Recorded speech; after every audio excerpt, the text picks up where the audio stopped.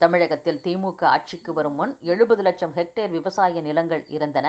தற்போது 46 லட்சம் ஹெக்டேர் விவசாய நிலங்களே உள்ளன. விவசாய நிலங்களை மட்டுமே குறிவைக்கும் திமுகவின் உண்மையான நோக்கம் என்ன என்ற கேள்வி எழுவதாகவும் அண்ணாமலை தெரிவித்துள்ளார். விவசாயத்தை அழித்து தொழில் வளர்ச்சி கொண்டு வருவோம் என்ற திமுகவின் நிலைப்பாடு ஆபத்தானது. விவசாயிகளை எப்போதும் பதற்ற நிலையில் வைத்திருப்பதை திமுக தவிர்க்க வேண்டும் என்றும் அண்ணாமலை தெரிவித்துள்ளார். ஆதி திராவிடர் மற்றும் பழங்குடியினர் நலத்துறை சார்பில் 171 கோடி ரூபாய் மதிப்பிலான திட்டங்களை முதலமைச்சர் மு.க.ஸ்டாலின் அடிக்கல் நாட்டி தொடங்கி வைத்தார். தமிழகத்தில் திருச்சி, மதுரை, கோவை, திருவள்ளூர் மாவட்டங்களில் JN1 கொரோனா பாதிப்பு இருப்பது உறுதி செய்யப்பட்டுள்ளதாக மக்கள் நல்வாழ்வுத்துறை அமைச்சர் மா. சுப்பிரமணியன் தெரிவித்துள்ளார்.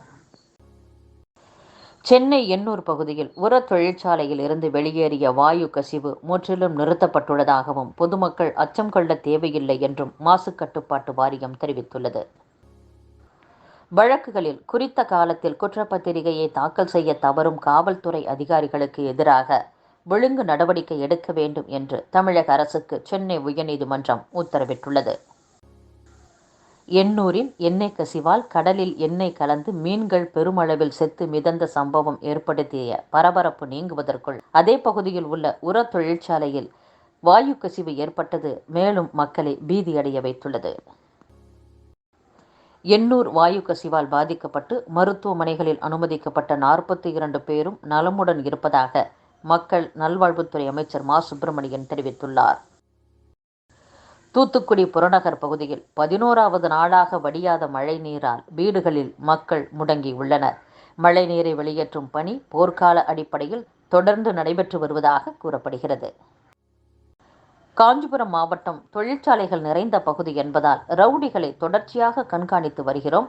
ரவுடிகளை ஒடுக்க தேவையான நடவடிக்கைகளை எடுத்து வருகிறோம் என்று DIG பொன்னி கூறியுள்ளார். தமிழ்நாட்டில் ஓரிலக்க அளவில் கொரோனா பாதிப்புகள் உள்ளது. இந்நிலையில் புதிதாக JN1 என்கின்ற வைரஸ் இந்தியாவில் பரவலாக பரவி வருகிறது. எனவே மக்கள் வெளியில் செல்லும் போது முகக்கவசம் அணிய வேண்டும் என்று அமைச்சர் மா. சுப்பிரமணியன் வலியுறுத்தியுள்ளார். செம்பரம்பாக்கம் ஏரியில் இருந்து உபரி நீர் திறப்பு முற்றிலும் நிறுத்தப்பட்டுள்ளது. சென்னை மக்களின் குடிநீர் ஆதாரமாக விளங்கும் செம்பரம்பாக்கம் ஏரியை பொதுப்பணித்துறை அதிகாரிகள் தொடர்ந்து கண்காணித்து வருகின்றனர். ஆபத்து நிறைந்த பணிகளில் ஈடுபடும் தொழிலாளர்களின் பாதுகாப்பை அரசு உறுதி செய்ய வேண்டும் என்று அமமுக பொதுச் செயலாளர் டிடிவி தினகரன் வலியுறுத்தியுள்ளார். இந்தியன் ஆயில் கார்ப்பரேஷன் நிறுவனத்தில் பாய்லர் வெடித்த விபத்தில் ஊழியர் உயிரிழந்திருப்பது மிகுந்த வருத்தமளிக்கிறது என்றும் டிடிவி தினகரன் கூறியுள்ளார். சென்னை எண்ணூர் அருகே பெரியகுப்பம் பகுதியில் உள்ள கோரமண்டல் ரசாயன தொழிற்சாலையில் இருந்து வாயு கசிவு வெளியானதால் பொதுமக்கள் பலருக்கு மூச்சு திணறல், வாந்தி, மயக்கம், கண் எரிச்சல் உள்ளிட்ட உடல் உபாதைகள் ஏற்பட்டன. இதையடுத்து அந்த ஆலையை தற்காலிகமாக மூட தமிழக அரசு உத்தரவிட்டுள்ளது. வாயு கசிவு தொடர்பாக தென்மண்டல தேசிய பசுமை தீர்ப்பாயத்தின் நீதித்துறை உறுப்பினர் நீதிபதி புஷ்பா சத்யநாராயணா தாமாக முன்வந்து விசாரணைக்கு எடுத்துள்ளார். இந்த வழக்கை ஜனவரி 2ஆம் தேதிக்கு விசாரணைக்கு பட்டியலிடும்படி தீர்ப்பாயத்தின் பதிவுத்துறைக்கு நீதிபதி உத்தரவிட்டுள்ளார்.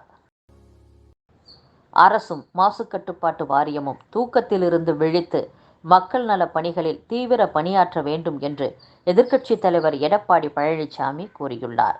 மாசு கட்டுப்பாட்டு வாரிய அதிகாரிகள் தங்களது பணிகளை செவ்வனே செய்திருந்தால் இதுபோன்ற நிகழ்வு ஏற்பட்டிருக்காது என்றும் எடப்பாடி பழனிசாமி கூறியுள்ளார். பெரியார் பல்கலைக்கழக துணைவேந்தர் ஜெகநாதன் நெஞ்சுவலி காரணமாக மருத்துவமனையில் அனுமதிக்கப்பட்டுள்ளார். மோசடி மற்றும் வன்கொடுமை தடுப்பு சட்டத்தின் கீழ் ஜெகநாதன் நேற்று கைது செய்யப்பட்டு நீதிமன்ற ஜாமீனில் விடுவிக்கப்பட்டுள்ளது குறிப்பிடத்தக்கது. பிரதமர் தொடங்கி வைக்கவுள்ள அம்ருத் பாரத் விரைவு ரயிலின் 2வது மற்றும் படுக்கை வகுப்பு கட்டணம் பிற ரயில்களை விட 15 முதல் 17% அதிகம் என்று ரயில்வே வட்டாரங்கள் தெரிவித்துள்ளன. மீண்டும் முதல்வராகி விடுவோம் என்ற நம்பிக்கையில் தேர்தலுக்கு சில நாட்களுக்கு முன்பு அரசு பணத்தில் 22 சொகுசு கார்களை சந்திரசேகர ராவ் வாங்கியதாக தெலுங்கானா முதலமைச்சர் ரேவந்த் ரெட்டி குற்றம் சாட்டியுள்ளார். சீனாவுக்கு நிகரான உள்கட்டமைப்பு வசதிகள் இந்திய எல்லைப் பகுதியில் 2 ஆண்டுகளுக்குள் மேம்படுத்தப்படும் என்று கிழக்கு இராணுவ கட்டுப்பாட்டு மையத்தின் கமாண்டர் RB கலிதா தெரிவித்துள்ளார். ரிசர்வ் வங்கி தலைமையகம் உட்பட 11 வெவ்வேறு இடங்களுக்கு மின்னஞ்சல் மூலம் வெடிகுண்டு மிரட்டல் விடுத்த குற்றச்சாட்டில் குஜராத் மாநிலத்தின் வதோதரா நகரைச் சேர்ந்த 3 பேரை மும்பை குற்றப்பிரிவு போலீசார் கைது செய்துள்ளனர். உத்தரப்பிரதேசத்தில் அடர் பனிமூட்டத்தால் பல்வேறு இடங்களில் நடந்த சாலை விபத்துகளில் சிக்கி 8 பேர் உயிரிழந்துள்ளனர். 30க்கும் மேற்பட்டோர் காயமடைந்துள்ளனர். மேற்கு வங்க பாஜக செயல்பாட்டை விமர்சித்த முன்னாள் MP அனுபம் ஹஸ்ரா அக்கட்சியின் தேசிய செயலர் பதவியில் இருந்து நீக்கப்பட்டுள்ளதாக பாஜக தேசிய தலைவர் JP நட்டா தெரிவித்துள்ளார்.